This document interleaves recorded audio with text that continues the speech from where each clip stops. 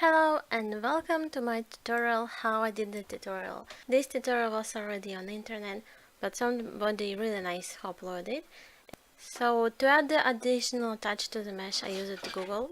For creating everything, I use a Blender 2.8 because it's the last one and it's really actually good.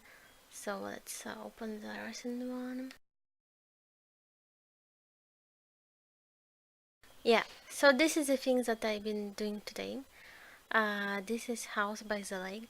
As you can see, the base model and the idea kinda different. It looks like a low poly and have less thingies, but it's really good still. And in mine, I can show what I added, cause how to do this you already know because of the tutorial itself.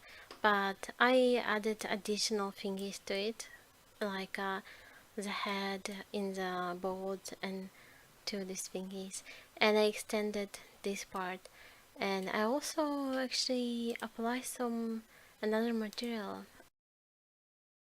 And this is the final stage when I actually added some texture. When you actually using real life textures, it looks much better. So it is something that I usually do. I don't really think about the cost of resolutions and stuff like that. So there is like much things that you can do and straight upload to VRChat.